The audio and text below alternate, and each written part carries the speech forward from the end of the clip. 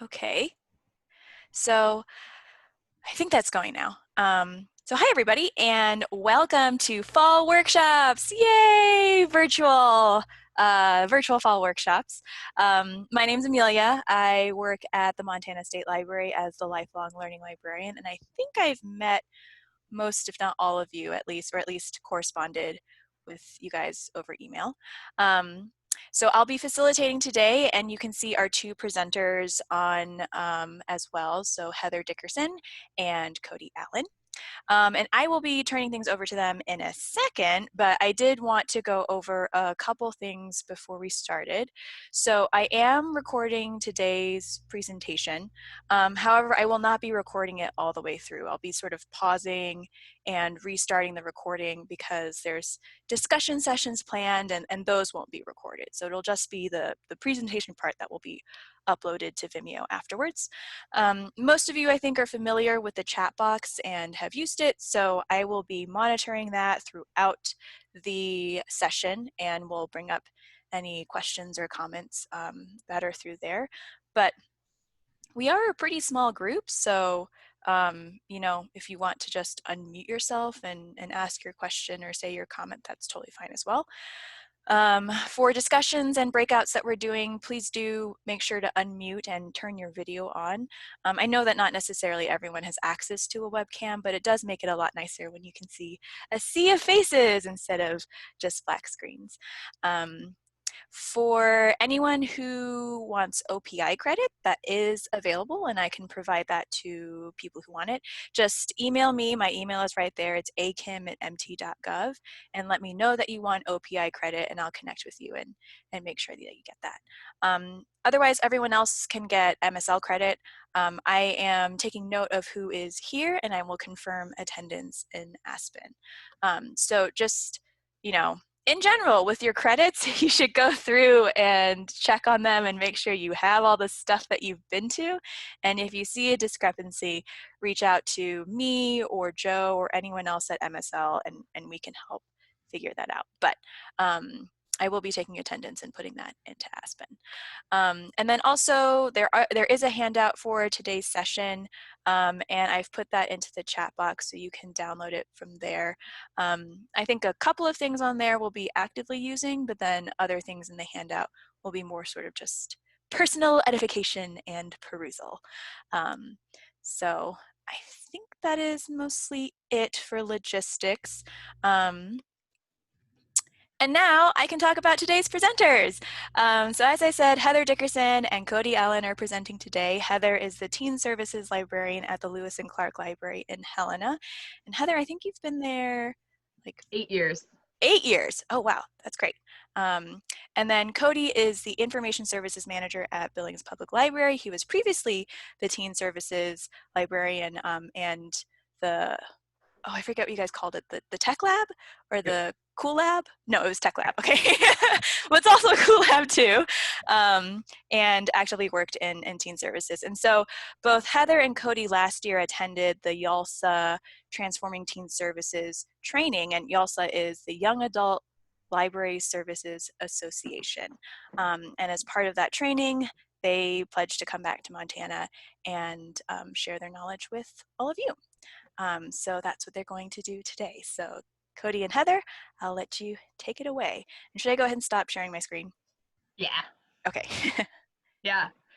Cool. Well, we've got a couple of slides to share, and then we're going to come back to this screen to do a little introductions. So what we've got going on today is a little presentation for you about connected learning. And hopefully it is going to make sense. And by the end of today, you're going to walk away being like, oh, I totally know what connected learning is. I'm doing that already. And here are some ways that I can do it even more in my library. So that's the big goal of what we've got going on today. And Cody and I, we've got our contact information up here at the front. It'll be at the end too. And I'm just gonna say for both of us, like, reach out with questions. We like to talk about this stuff. So We've got our agenda here. Pretty overview. This session will introduce you to the core concepts of connected learning, and it will allow you to explore its principles and how to connect theory into practice. And I almost promise you, almost because I don't like totally like to promise, but you're probably doing all of this stuff already, like for real. You're probably doing it. So you can see our quick little agenda over here. We're gonna do some welcomes, some introductions, couple of activities. Cody is going to take you all the way through everything that you need to know about connected learning because he is the expert. And then we're gonna practice, kind of putting it into place so that when you walk away from your computer screens today, hopefully you feel inspired with some ideas to turn around and put directly into practice. So before we do introductions, Cody, what do you want to add? I mean, not a lot. I think Heather is right on when I want you guys to all realize that I think far and away, if you're already working with teens and you're already doing teen programs, I would guarantee that on some level you're already doing connected learning. So it's really just a matter of being aware of what these principles are and kind of, once you know what they are, focusing on them and developing them a little bit more specifically and elaborately in your programming, which again, hopefully by the end of the session, you'll realize is much easier than you think it is.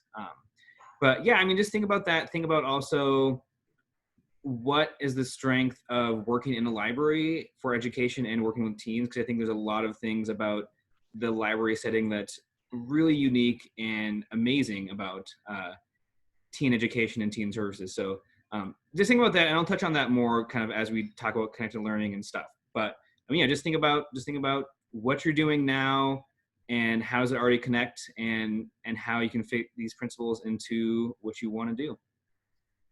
Yeah, cool, well said. So I'm gonna stop sharing right now.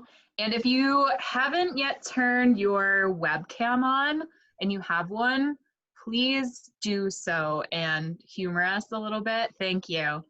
And it's nice to see Helena High represented here because it's like 3 blocks from my house right now. So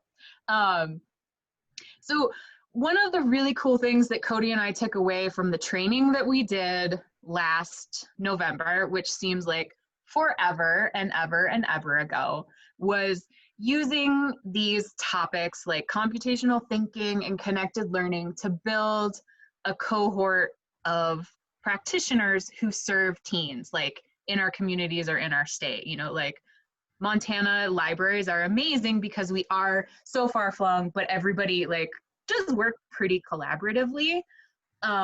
So we didn't want to lose that face-to-face time while we are all like in our bedrooms and living rooms and offices or whatever. So we are going to spend just a little time here at the top introducing ourselves. So the way that this will work, right, usually if we're in person, you can just be like the person next to you.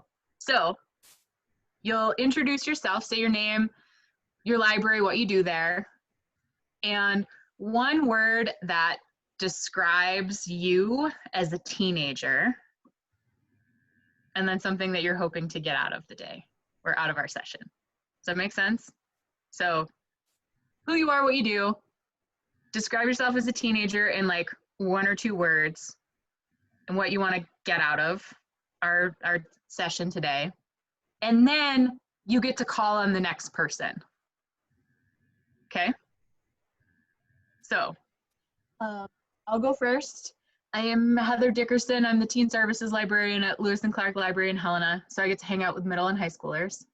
I was just a dork. And that's okay. And what I'm hoping to get out of today is to be able to like share things in a way that you understand them and take them. So I'm going to pick on Cody to go next. All right. Yeah. Hi, everyone. I'm Cody Allen. I am the library systems administrator at Billings Public Library. formerly the teen librarian at the library. So yeah, I ran the Tech Lab, which is our digital learning lab for teens, which I'll talk a little bit more about later in the session, and which has been great. And let's see. So I think me as a teen, I guess an award would be introspective. Yeah, nothing more to say. No, yeah, I think as a teen I was much more laid back and happy to just kind of take things as they came, which has obviously led me to libraries, so that all worked out. So yeah, and I think what I want you guys to get out of this today really is to be excited about Connect Learning, to be excited about teen services, and just to realize that I think like most things, it's much easier to do once you kind of have a handle on principles and ideas and concepts. So, I mean, really what I want you guys to get away from this is that listen to teens, take them seriously, treat them as people, and it'll be easy to develop good, strong programs. So, I'm just gonna go, I guess the next person for me would be Marin.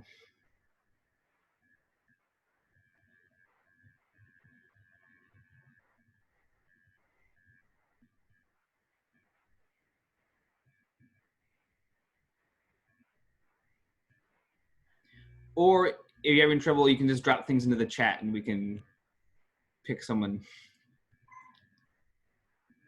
Yeah, it looks like she's looking for the unmute. Oh, it says Oh. connecting to audio. So yay.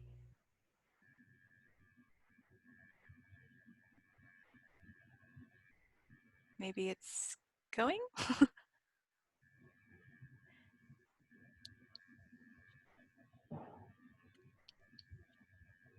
Okay, Marin's working on it. So maybe Cody, if you want to pick another person and then we can come back. Okay, Yvonne, you're next on my screen.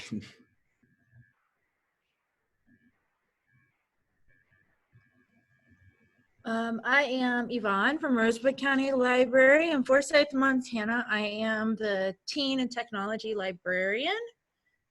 I do a book club. We're starting a gamers group with one of the teachers here at the school. So that's basically what I do. And as a teenager, I was very quiet. As I imagine a lot of you guys probably were, because those are the people who ended up in libraries.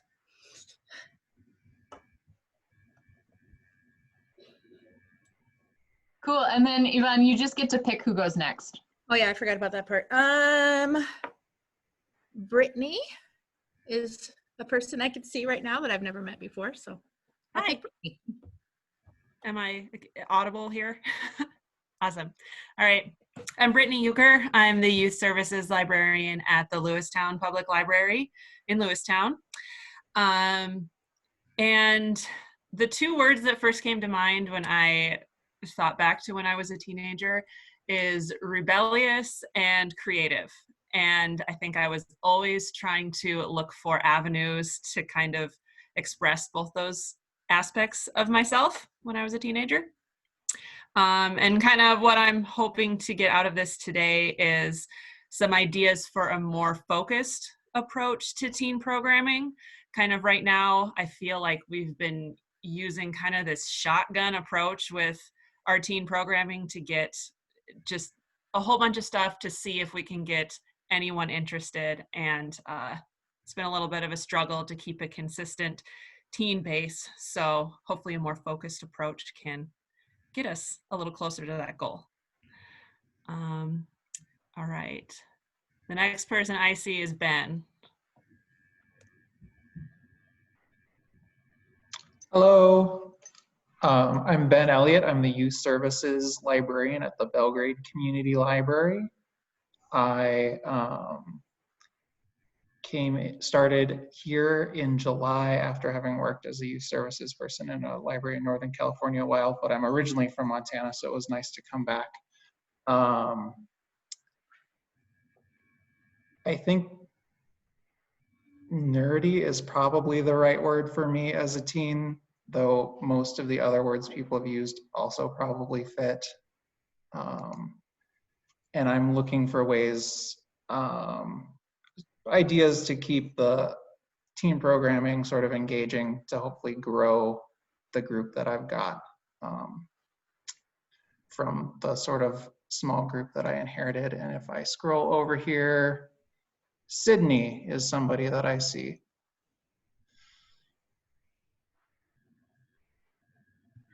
All right, hey guys, I am Catherine. I just started this job at the end of February, so yay COVID. As a teenager, I was a total music jock. I rocked out everything, band, choir, and all of it.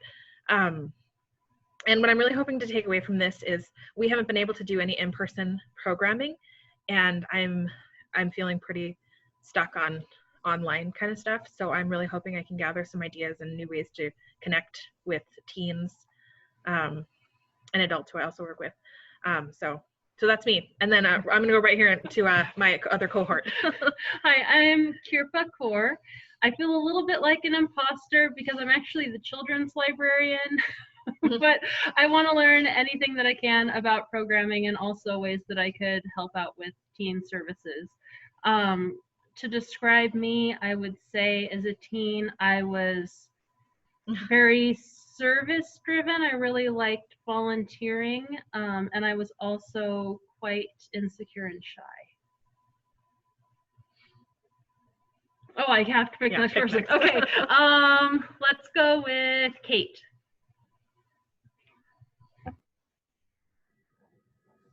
All right, hi everybody. I'm Kate Peterson. I am one of the librarians at Helena High. And as a teen, I was very social and did anything I could, participate in anything I could to be around other people. And I just hope to get any new ideas to connect to our teens, especially in these times that feel pretty isolating and disconnected. So I'm excited. And I will choose Stacy.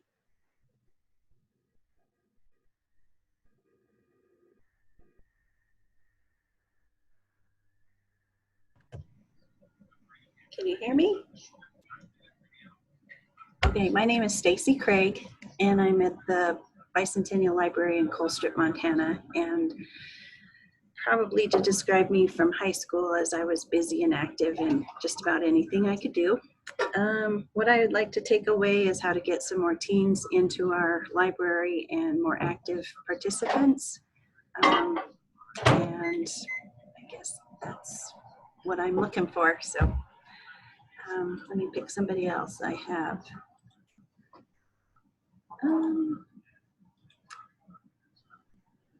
Is Marin available?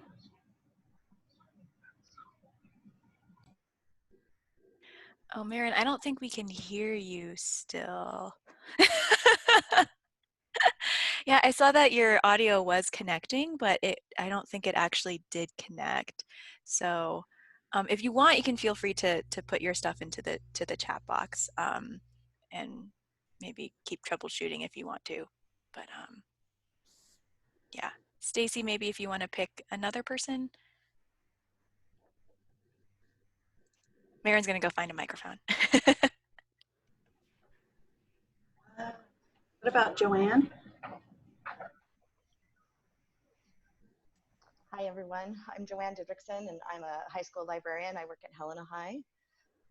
As a teenager like Kate, I was really social, but probably not in the productive ways that she was.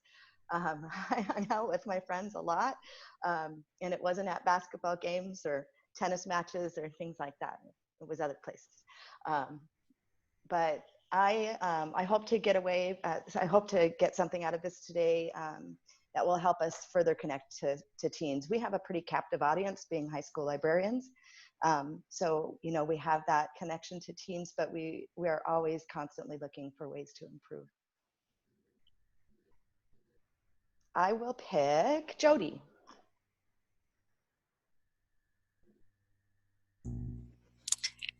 Hi, I am Jody Smiley and I work at the Boulder Community Library. I'm the director, and I would have described myself as a bit of a wild child as a teenager. I want to connect with more teens in our area. We used to have a very robust teen programming and it kind of went flat, and so I'm hoping to revive it. And I will pick Lori. Hello, everyone. I'm Lori Roberts from the Dillon Public Library. I have a TV screen and not a computer screen, so that's why you can't see me. I, as a child, was very, very outgoing and participated probably in every activity possible. I also had a job and did sports medicine and was ski patrol. So I was very busy. But we have a really good teen program during the summertime. What I would like to see is something throughout the school year. We were playing the Magic cards, and there's another card game that's out that the kids were doing, and they organized it themselves. And we had that going in the library, but with shutdowns this year, we've not been able to have any teen programming. We also had guitar lessons in here for teens and fly tying for teens. But again, without any fun available to this area, it has been very lonely in our library. Real quick, Lori, if I forget and don't ever bring this up, please someone remind me to talk about Magic the Gathering later, because I have a really great story about that for connected learning, which I will try my best to remember, but if it doesn't come up, someone just yell out Magic the Gathering. There's another one too. What's the other card game? It's not Magic, but there's another one. I mean, there's Pokemon and Yu-Gi-Oh. Yes, it was Pokemon. The other one was Pokemon that the kids wanted to start playing in the library. So, yeah. Ooh, I'll choose Sandra. Hello, I'm Sandra Larson. I'm Choteau County Library in Fort Benton, and I'm the director. As a teenager, I was loud and moody. And what I want to get out of here is inspiration and ideas, maybe COVID kind of type programming and non-COVID type programming.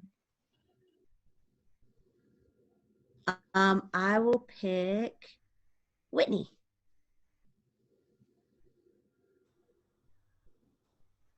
Hi, I'm Whitney. I'm from the Glendive Library.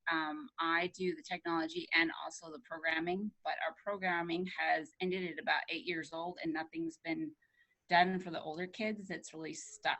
So I'm looking for ideas for us once COVID is over. And I will choose, is it Rhea?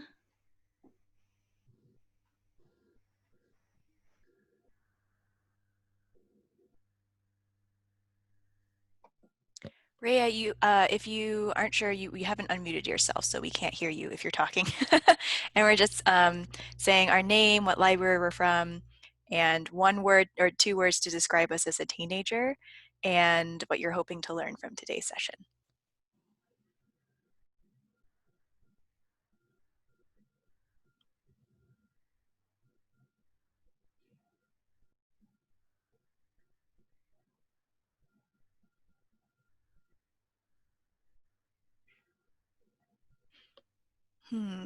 And I'm still not hearing anything from Rhea.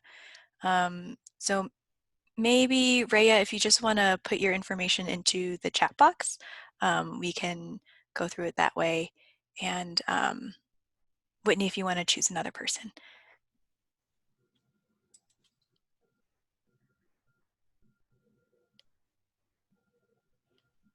Maybe we could circle back to Marin, because I think everybody else has had a chance to go. Yeah, Marin, is your sound working now?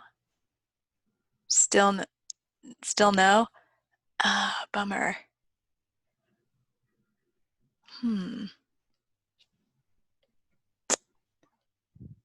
But Marin says that I'm Marin, I'm from the Choteau County Library in Fort Benton. I'm the assistant director. I was an angsty band geek as a teenager. Sweet.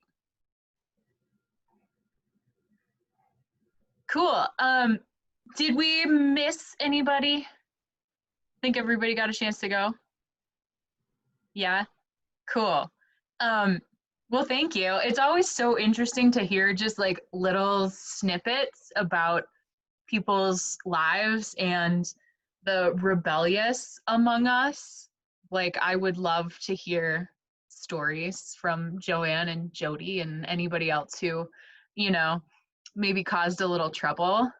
And the other thing that I just want to kind of mention is that, like, I don't wish this. I don't wish there to be a one size fits all, like, this is how you get teens in the library solution, because that's totally the opposite of what connected learning at its heart is really about, right? Like, connected learning is about knowing the kids that you're serving and really capitalizing on their interests with their input to help create something that is unique to them and what's in their situation, you know? So like, even as, you know, like groups, maybe we've all experienced this, like you have this one really solid group that comes through the library for a while, and then all of a sudden they either like get jobs or they graduate, and then it's like crickets. There's nothing. You like can't get a kid in the library to save your life. Like, that's okay. Kids are different. Kids change. And it's really on us to be nimble and talk to kids and develop relationships to understand like what's going on, and to get them to do the hard work of like thinking about the things that they want to see in the library. Then we supply the resources and they supply the passion. But Cody's going to talk about that in a much more eloquent way with fewer hand gestures in a little while. But we are going to, I'm going to share my screen here again, and then we're going to talk just a tiny little bit more to delve back into like teenagedom, right? In the broad swath of what some of us serve. You know, so like, I'm the teen services librarian, but that means I'm hanging out with kids who are 11, just getting ready to enter middle school, all the way through 18 and graduating from high school, right? Like, that's a huge developmental range. So we're going to spend just a little bit of time talking about that. And then we will have our first little break.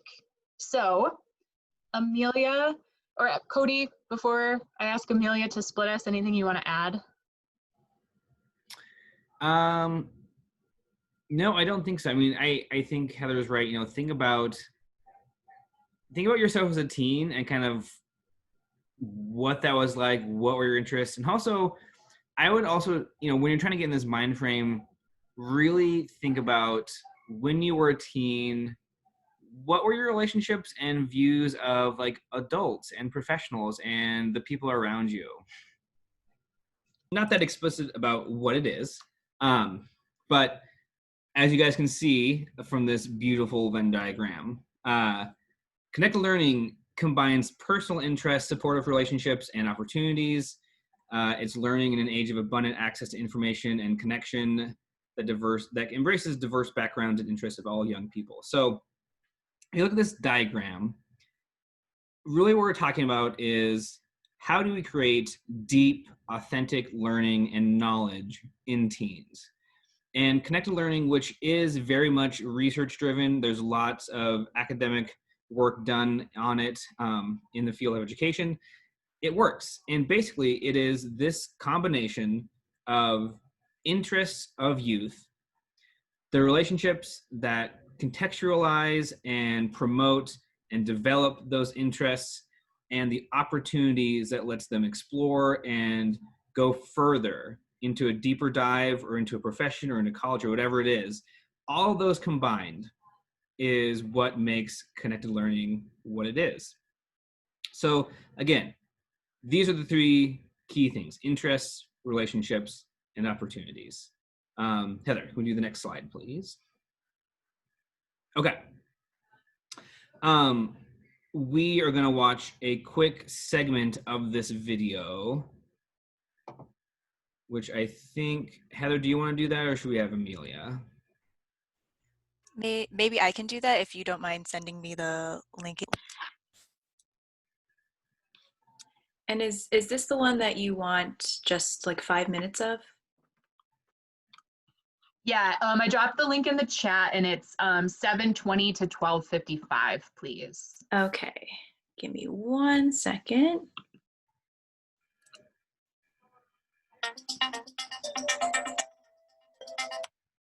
$7.50.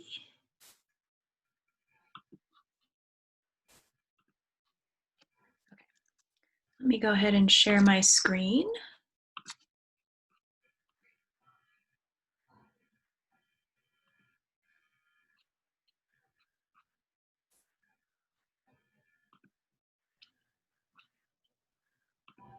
Oops, I clicked on the wrong thing.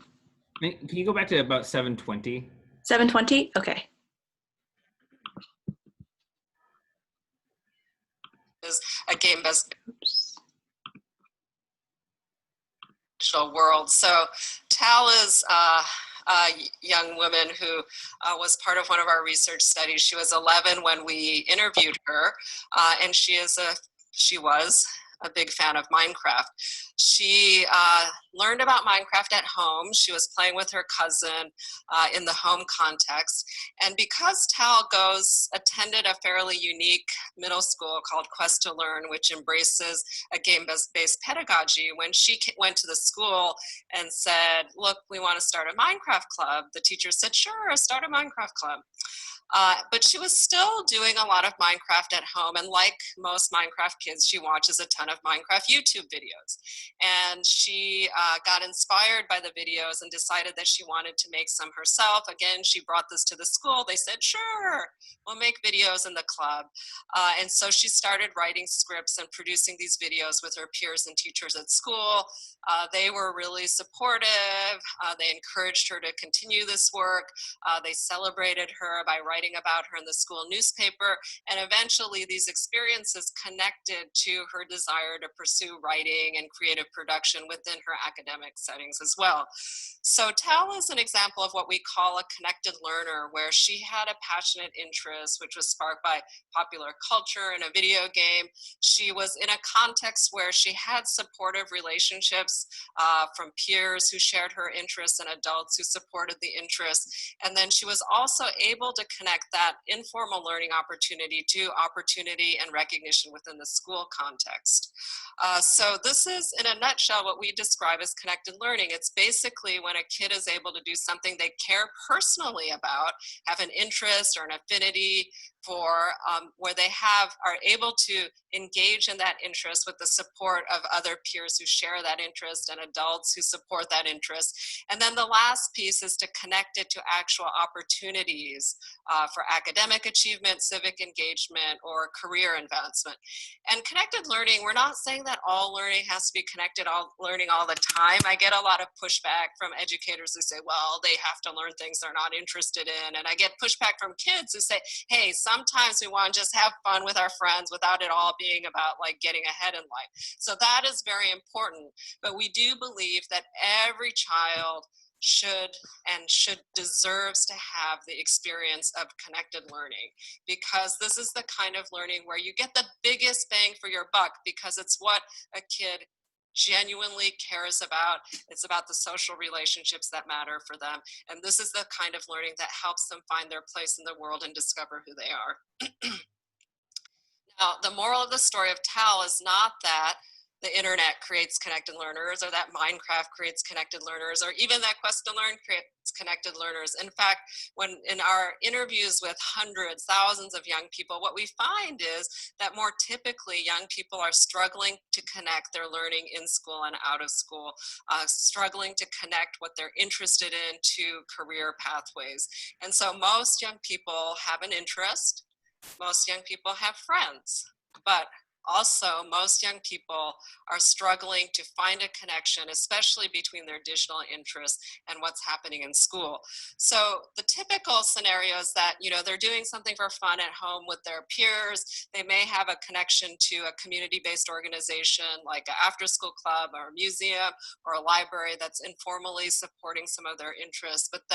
And they may have some hazy idea how they want to become like a video game maker or something career-wise, but the concrete connections to school environments for most young people are not there. And part of the problem is that when we think of education, we often frame it as a pipeline where the kids start there and our job is like to keep pushing them up one more step in the pipeline, and that if they make it through high school, if they make it through college, then of course they're going to find their thing as a grown-up in their career. But when we talk to people who are actually successful in areas that are around tech, around creative pursuits, that are around fast-paced innovation industries, what their learning support system looks like is more like this. So the formal pipeline, yes, is incredibly important, but there's also a whole host of supports, whether it's in online communities, whether it's through peer groups, whether it's through museums, libraries, community-based organization, family members. And this is what a real learning network looks like for young people who are successful in these new areas. Now, of course, sometimes there's some exceptional individuals who are able to make it through the pipeline without this extraordinary set of supports, but more often than not, when you query people and who really supported them to become a scientist or an engineer, that this is where the equity issue becomes very acute, because more privileged kids are much more likely to say they have STEM mentors within their families and communities and so on. And that doesn't get counted within our usual educational accounting about what contributed to their success. So we describe connected learning as, connected learning is a way of describing a form of learning. So like social scientists like me go out and we find connected learning and observe it, but it's also a framework, a set of design principles for how we might create contexts that support connected learning. And the model has really emerged out of about a decade of work, and Sherry was there from the very beginning. That the Digital Media and Learning Initiative, that MacArthur funded, was an anchor, but it's a much broader community that's not just about researchers. It's definitely not a research to practice thing. It's even probably more so a practice to research kind of network, where we involve researchers, designers, practitioners, and have collaboratively been iterating on these frameworks. So I would love input on this and your thoughts. And in fact, a lot of what... Sorry, I have like hot corners in my computer, and that's what blanked it off for a bit. I forget when I was supposed to play this until, so I wasn't sure if I was supposed to stop now or not. Yep, we're all good. Okay, cool. I'll stop my screen sharing. Okay, so real quick, as Heather gets the slides back up, anyone have any quick thoughts, anything I want to throw out after watching that video?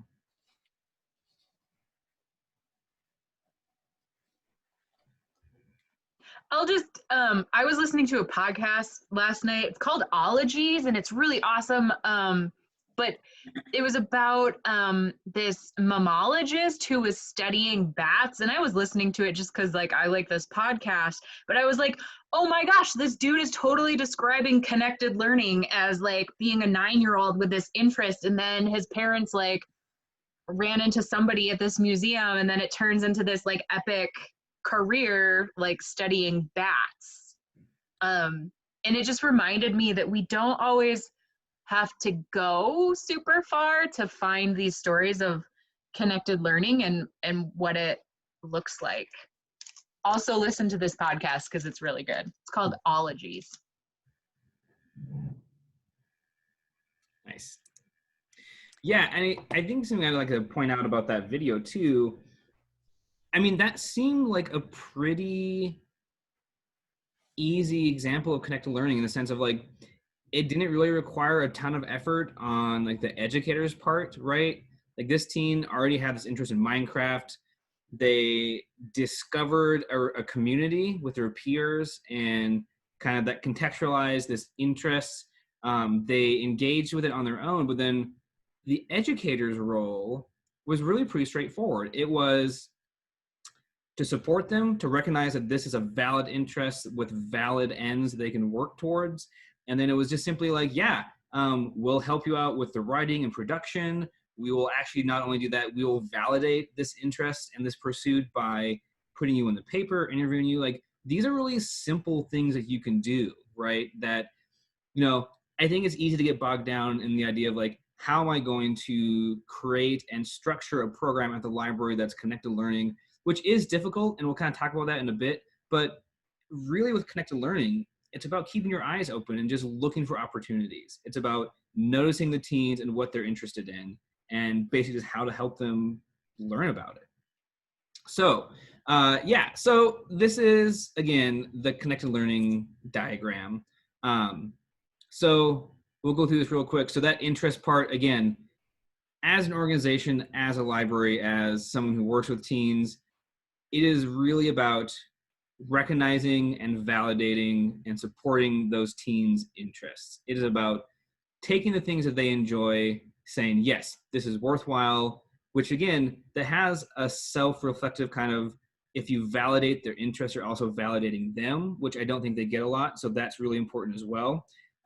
So you take that interest that they have and you not only say, yes, this is worthwhile and worth looking into, but then you start looking at how do we develop it?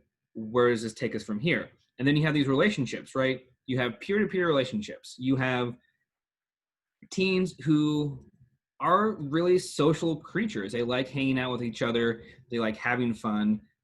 When you have those kinds of communities, these people who have shared interests, again, it's self-validating. It is showing other people that what we believe in, what we like, does matter. Minecraft, I think, is a perennially great example of this. I'm sure anyone out there who has Minecraft in their libraries will testify that it's a community, that people can jump in, play Minecraft together, and it's pretty incredible to watch what happens and the things that they create. So yeah, those relationships, that shared purpose is vitally important. At the same time, the relationship between us as the educators and adults is also vitally important. So, you know, we want to nurture that relationship. We want to nurture those groups, but we also want to show them that, you know, we are people in a fundamentally different position than they are, who can still help them and, most importantly, understand them and support them in these pursuits. And the biggest way we do that is that third category of opportunities. We mentor them, we help them collaborate, we help them learn, right? So that Minecraft example is really good, where Tal started developing scripts and production, and like those are the kind of things that she may not have had those skills to start with, but that mentorship and that support from the superior, the employees, the librarians, whoever it is, the teachers, that's when you start teaching those technical hard skills, being like, yeah, if this is what you want to do, then we're the people who can kind of help support you and make that happen. All right, let's go to the next slide. Okay. So is this also a good time to talk about magic? Yeah, it is. So we played a lot of Magic the Gathering in the tech lab. Not surprisingly, I like it. It is a very fun game. But I don't know how many people have played Magic and know much about it, but it was created by a mathematician, by a professor of mathematics. It is a game where there's a lot of ways of doing it, but you build a deck, and really you can just play it straightforwardly as like a fun fantasy battle game, but really when you get into it, it is all about math. It is about probabilities. How do you build a deck that has, that increases your odds of getting the right card at the right time when you need it? And this is all just like really interesting mathematical structures and concepts. And so we were playing Magic, and we had a pretty good solid group who liked to play every day, and a lot of the kind of normal kids who come into the lab would get sucked in and learn and start to play. But we would work on deck building, talk about how do you balance different kinds of cards, again, in these mathematical ways of like making it so that you get the cards you need when you need them. And then one of the teens came into the lab one day and said, you know, I have a video I want to show you. It's about magic. Like, okay, great. And it was this video he'd found on YouTube from a channel he kind of follows. And it was this really long, oh, sorry, Stacey, no, Magic is a card game. It's a physical card game. But he had this video, and it was this guy who took Magic the Gathering and unpacked like all the really minute mathematics behind it, and talking about like the probabilities of if you do these kinds of things, this is what happens when you play the game. And it was a great like long video that he had watched and was like excited to share about. So it was just like, yeah, this is a really fun game built off of basic mathematics that if you like mathematics, like these are the kind of fun things you can do with it. So that just kind of blew me away that we had this really interesting discussion about probability, and then we got into some really fun like probability paradoxes and stuff, because I really like reading Steven Pinker and he's full of that kind of stuff. But yeah, it was like a really interesting conversation. And then the other fun part about Magic is that there's a lot of rule arbitration. So you get these really fun logical arguments that kids come up with all the time about what happens and what rules mean what. So yeah, Magic the Gathering was great. Like I said, he came in with this full-fledged mathematics and we just talked about math for a long time. It was great. So yeah, so Connected Learning, as you guys can see, and this is in your handout, which is just for your own kind of reference later. There are 6 kind of key principles. So first one obviously is interest powered. So again, think back to when you were a teen, we were talking about earlier, the things that you're interested in. If you had someone supporting you and developing those interests and guiding you on a path towards learning about them, do you think things would have been different? Would your life have been different? Would you have gone down a different career path maybe? But really, this interest is utterly crucial. And it's because what it's going to do is create really deep, authentic knowledge for the teens. I mean, think about when you were in school and you just had to like do rote memorization for something for a test. Like you don't ever really remember that stuff after the fact. What you do remember, the things you actually know, and that technical sense of knowledge, are the things you're interested in, right? Think about that now as an adult. How many people have a new hobby or interest, and how easy is it to learn about something when you really are passionate about it? It's much easier than you're just trying to like go to a class and get through and get a grade. And that's all what Connected Learning is about. Teens will have their own interests, and it's really just a matter of harnessing that interest and that knowledge and developing it. So the second principle is production centered. So again, Connected Learning kind of trends towards end products, that you want to have something that they're working towards. It's kind of concrete. But again, that's kind of nebulous, because you can also design something really open-ended where, you know, we do a lot of coding workshops in the lab and computer science stuff. And we always have kind of an end goal of like, you know, this is what you're working and designing and doing. But there's also a lot of focus on, if you don't get there, if you don't finish this project, that's fine, because your problem solving and like the things you learn during this process are also a form of production, right? That you want to have this end goal that you're arcing towards, but at the same time, iterating, problem solving, creative thinking, those are also productions in and of themselves that are vitally important. So, as it says here, right? Connect Learning prizes learning that comes from actively producing, creating, experimenting, and designing. So again, sometimes it is really simple. You make an LED doll that lights up and you can program, stuff like that. That is like a thing that you've made, that you've done. Sometimes you want to design a website, and it's so open-ended to, you know, saying like design a web page, and then you have to decide like where do these images go? What kind of text do I do? What colors do I do? Those are the open-ended things that you have this kind of nebulous end goal, but really it is that process of making it that is what's important. But again, the thing with connected learning is that, you know, you want to have some kind of end goal in mind that they're working towards. Okay, the next principle is it's peer supported. So again, we saw this in that good example about Tal and Minecraft. Connected learning thrives in social, meaningful, and knowledge-rich ecology of ongoing participation, self-expression, and recognition. So this can happen a few different ways. Obviously, there is that social communal aspect where teens hang out with friends, and it's those friends that are driving their relationships and their interaction with the technology and what they're learning.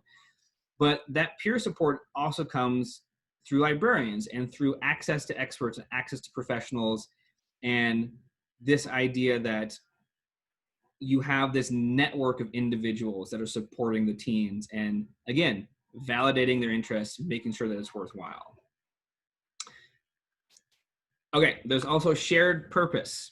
So again, you have that peer support, you have that learning ecology that's being developed and happening, and what you really want to do is show that a group of people can have one purpose and contribute to one common goal. And we saw that in the Minecraft example, right? That Tal had her peers that were working together to create things in Minecraft, to produce these videos. And that, again, that makes it so much easier for these teens to feel that what they're doing is worthwhile and that what they're interested in is something that they can actually pursue and develop throughout their lifetime. It is also academically oriented. And this one's pretty interesting, I think. So this can be taken a couple of different ways, I think. So in the first hand, we do want to learn, and we want to teach teens skills. We want them to learn, you know, what is a loop, what is a variable in computer science, like all these kinds of things. We want them to know that stuff. But we also want to be able to tie the connected learning and the things that they're doing back into their formal education. I think it's really easy to get sidetracked as kind of like a para-educator, and depending on who you talk to, some people are really dismissive of public education and like the school systems, but it is important to keep in mind that like those are vital institutions, and so we want to try to work together and blend in connected learning, what we're doing in the library, with academics, with the schools. So that is one aspect of that academically oriented principle. How can you take their interests, something that they learned in school, and help them develop that interest that also helps them in their grades, right? Like, so if someone learns something about computer science, you can develop that, and that will ideally reflect back when they do better in those classes in school. At the same time, academically oriented is also forward thinking. And I think it's really important to keep in mind that it's easy to get bogged down in a library as trying to be this educator when you probably don't have formal education training. Like, it's really easy to get bogged down with, is this working? Is what I'm doing helping? Is it meeting the goals I want? Am I making an impact in these people? Right? Because I thought this all the time in the tech lab when I would do a robotics course or computer science course. You know, I was really concerned with, are these kids walking away with more things than they came with? And, you know, what is my role as this educator? Because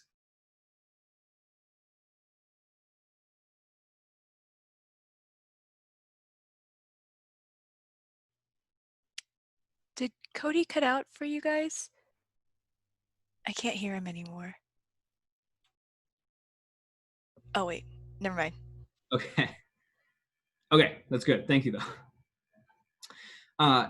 No, so what you're looking at is, oh, I mean, like just your Wi-Fi. Yeah, I'm also in a new spot, so I'm always worried about my Wi-Fi as well. Okay, but I did lose track of myself. So talk about academically oriented stuff. And okay, so it's okay, Amelia. Okay, so it's really easy to get bogged down in thought of, I want a teen to walk away from my computer science class and know all these things and be really good at coding. But again, that's not really an outcome that I can expect, right? Like, I can't expect them to be able to walk away from a 2-hour workshop and like have this really deep, fine-grained knowledge of coding. Like, it's just not really going to happen. Even if I do a week-long course, right? I have to temper my expectations with what the outcome actually is. So what I've really tried to reorient myself with, which was difficult, was my role as an educator in the library was to spark this interest, to cultivate it and develop it, and to point these teens towards a potential future in that field, which is normally college and university, right? That I need to be less concerned with them walking away with these fine technical skills and more concerned with them walking away saying, I did this thing, I think it's interesting, I can do it, and this is, if I really like it, this is what I need to do to go forward, right? That, yeah, if they like computer science and coding, they should go to college for it and study it, because that's where they're really going to learn all those skills that they need. I'm not going to do that. I am not going to teach them how to do these crazy things as much as I may want to. But what I can do is get them interested, keep them interested, support them, and then also bridge this gap into like, here's a really relevant career you can go into if you like these things. That's partly why in the lab, we have college mentors. That's why we bring in professionals, which is also that next one, openly networked. So what we try to do is network these interests and these peer groups into ways they can go forward. So we have college mentors who come in and volunteer in the lab and spend time with teens.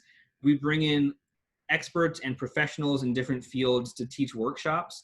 And the whole idea is that we want teens to see that these are viable things that they can do. That when they talk to the people who are doing it, when they talk to people who are in college and going through those experiences, they can see that this is something that I can do. And if I have these interests, if I have these things that are already being supported, here's like another social bridge to that next level.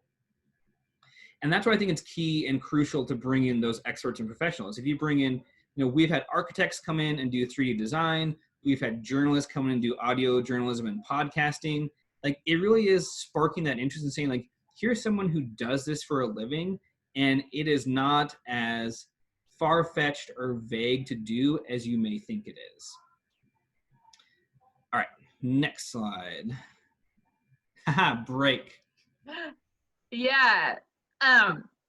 So we are going to take our last break, and we're going to, instead of a 15-minute break, we're just going to take a 10-minute break to make sure we still can cover everything. But on this break, we're going to give you a little like assignment, and that is to start thinking about some big juicy idea or happening or thing that you would maybe want to bring into the library setting for a connected learning opportunity. Does that make sense? And once you have that idea, because anonymity is awesome, because sometimes sharing new ideas can be scary, you are going to type that idea to just me in the chat. Okay, so set your thing to Heather and send me your idea. Okay. And then we've got a new 10-minute timer. Go. Yes.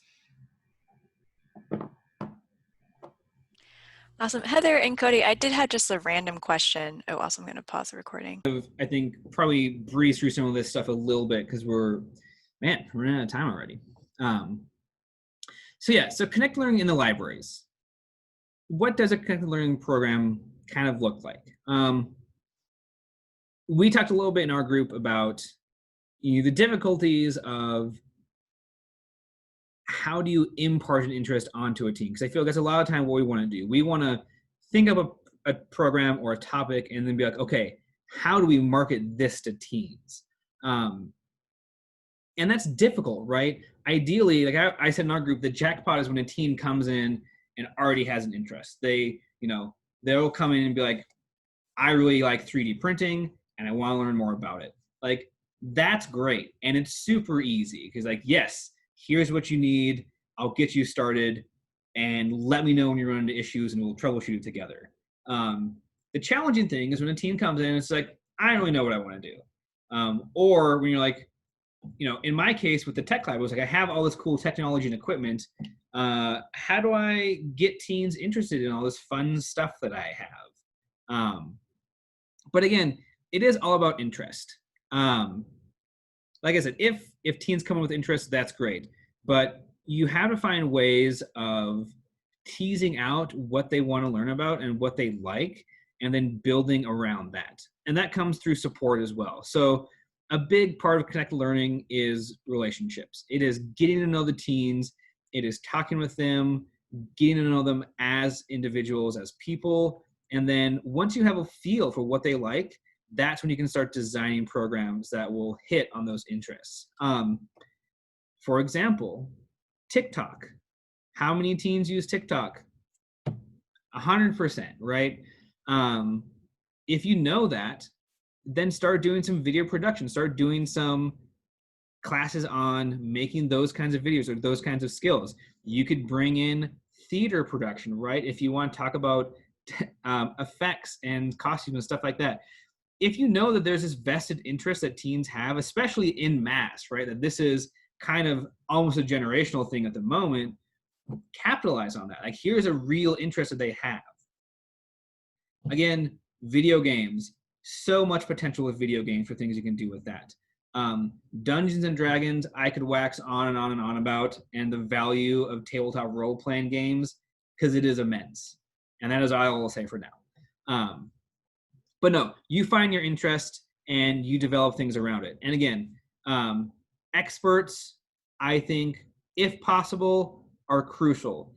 Partly for those technical skills. You want people to come in and teach them how to do something, how to use a piece of technology or equipment, but also that social aspect and that relational aspect of getting teens in touch with adults who are professionals in a field is really pretty priceless. Because I would almost guarantee that any expert who is going to willingly teach a library program for teens is going to be pretty fun and personable, right? Like, they're going to be someone who the teens will most likely connect with. You very rarely get someone who's just like, yeah, I'm a really idiosyncratic physicist, but I guess I'll do this, right? Like, they're going to be the fun people who are like, yeah, that sounds super fun and I want to work with a teen. So that idea that they can relate to teens in that kind of way, and then the teens can be like, I remember this guy or this woman when I was a kid at the library, and it was very clear that this is something that I could do, and like, that's a viable end goal in my life. So again, bringing in experts or just bringing in professionals and building those relationships and creating those opportunities is really crucial. Obviously, it's going to depend on your community and the programs and the people you have on staff available in your community. But again, in the era of COVID, we've seen that people are happy to do things remotely. Like, take a chance. I reached out to Wizards of the Coast and the Magic the Gathering team. They did not get back to me, but I said, hey, like, we have all these teens who are interested in this stuff. Like, would any of your artists be interested in like doing a design workshop on like how to do a card? Like, never got back to me, but I was like, they can Zoom in, they can remote in and just teach this workshop. Like, just dream big that there's people out there all over that you can now connect with. So, and then, yeah, the programs themselves, what do they look like? Do you want to be an open learning experience? You have kind of this nebulous end goal. And again, I always use the example, as I did earlier, of a web page. Like, designing a web page is a really open-ended endeavor, and it can incorporate lots of different things. And that's totally fine. That can be a big part of connected learning. Or do you want to structure it more as like a traditional class? And again, that's perfectly fine. If you have these experts, they need to impart their knowledge, and sometimes there's only one way of doing it, which is them telling people or giving a presentation, right? Like, that's totally fine. I would stress, though, that even if you're going that more traditional class structure, you always want to build in some open-endedness and build in some creativity into that, right? Like, teens, go to school already, they don't want to come to the library just to sit down and have someone talk to them. Like, they want to be interactive. They want it to be individual and personal. But you can definitely structure these classes in that kind of way, whereas like a teacher-student kind of dynamic. I would argue, though, that at some level, that dynamic has to break down, and it has to break down like a co-learning kind of relationship where you have the expert teaching things, and then by the end of that class, everyone's working together towards this end goal. So that teacher-student dynamic kind of breaks down at some point. That's just what I would argue is like a good way of thinking about it. All right, next slide. So why is it exciting to do this stuff in libraries? As I just mentioned, libraries are explicitly not school. And that's in a lot of different ways, right? There are no grades. There should be a keen sense of relief that they're not, graded, and that the expectations are really low, that we just want them to learn and have fun. But at the same time, we want to kind of break down that traditional student-teacher dynamic of they're just passively having things taught to them. We want them to be very active. And then at the same time, it's egalitarian, right? That the library is for everyone. Anyone who walks in the doors is able to partake of the classes, of the programs. And I think crucially, if you think back to that video and the vast gulf between spending, is that libraries are free, and anything that you offer has to be free of charge, right? That it's, sometimes you have to limit the cap a class at a certain limit, but if you're offering free things, that is crucial, that teens and kids who do not have the monetary resources can still have these opportunities.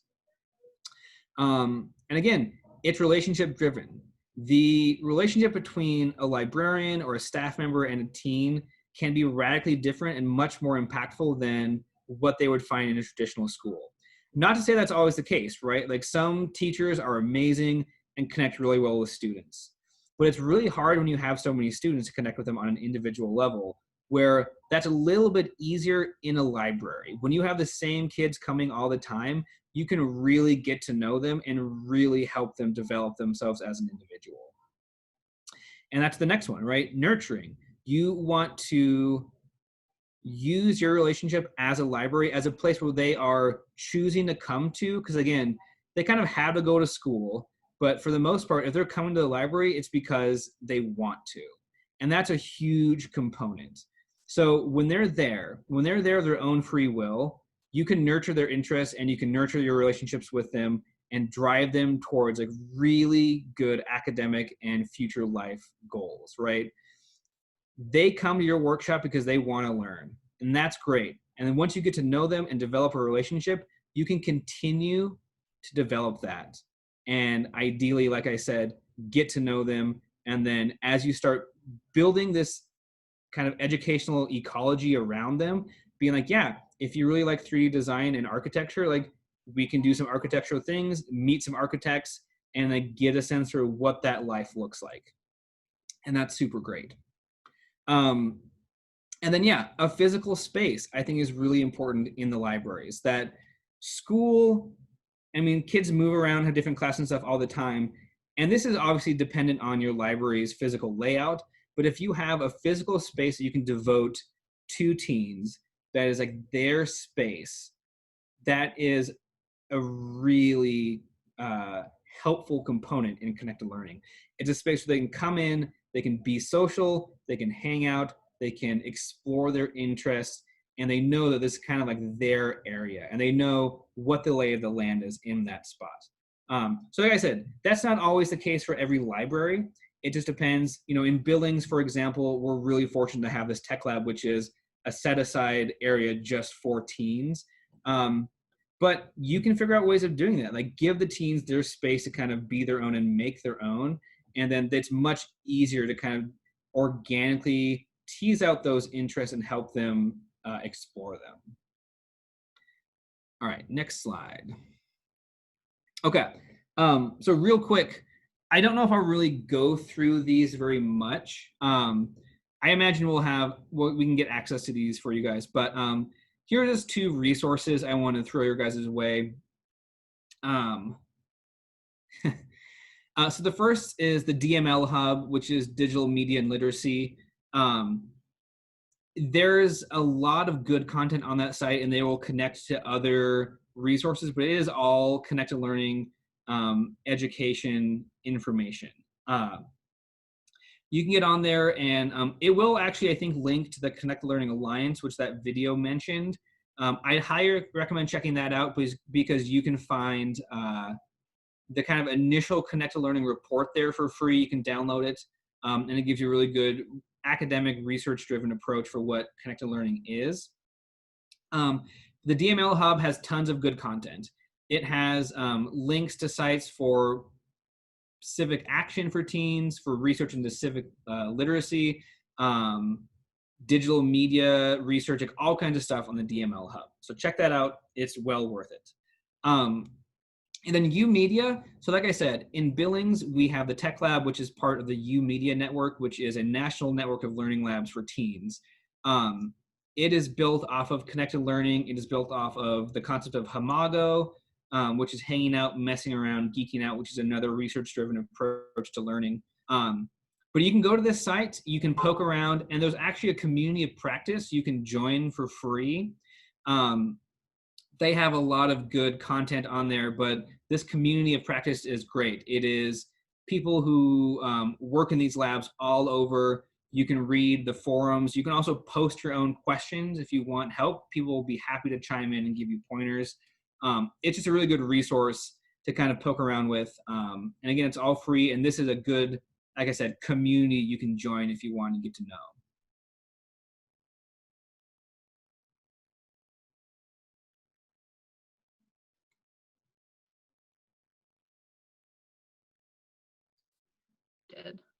Okay, cool. That is awesome. Those resources are